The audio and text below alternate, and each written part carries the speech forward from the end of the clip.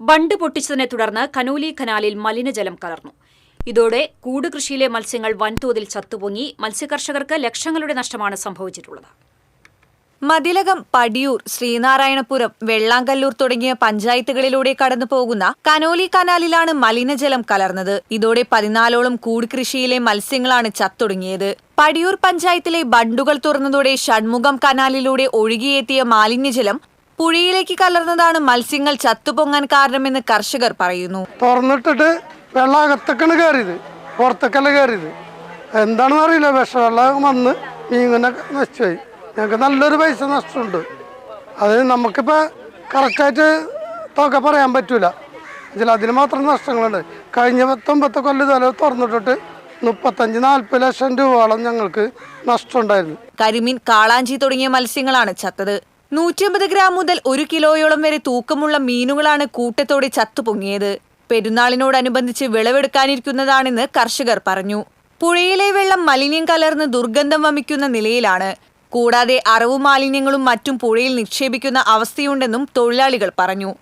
Waste സാധനങ്ങൾ, ഇറച്ചി വട്ടാരി, പിന്നെ പുഴയിൽ നിന്ന് പാലത്തിന്റെ മുകളിൽ നിന്ന് വരുന്ന വേസ്റ്റുകൾ, ഇതെല്ലാം വന്നടിഞ്ഞ് ഈ ഭാഗം മാത്രം ഒട്ടും കുഴിയില്ല. അത് കാലത്തൊക്കെ പോയാൽ വഞ്ചി പുഴയിൽ വെള്ളച്ചെളിതാന്നിരിക്കും. അത്രയും വെള്ളം കുറവുണ്ട് ഈ പുഴയിലൊക്കെ. നമ്മൾ പല ആവശ്യത്തിന് വേണ്ടി ഉപയോഗിക്കുന്ന വെള്ളവും കാര്യങ്ങളാണ്. ഇപ്പോൾ ഈ ഒരു ബുദ്ധിമുട്ട് കണ്ടില്ല. ഇപ്പോൾ ഞങ്ങൾക്ക് അറിയാലോ, മീൻ ഇത്രയും ചത്ത് കിടന്ന് നമ്മളിപ്പോൾ വീട്ടിലായാലും നനയ്ക്കാനായാലും നമ്മൾ ഈ പുഴ തന്നെ എടുക്കണം. നമുക്ക് യാതൊരു ഉപകാരം എന്ന് പറഞ്ഞാൽ വെള്ളം കൊണ്ട് ഉപദ്രവം മാത്രമേ നമുക്ക് ഇനിയിപ്പോൾ ഉണ്ടായിട്ടുള്ളൂ ഈ ഒരു അവസ്ഥയിൽ.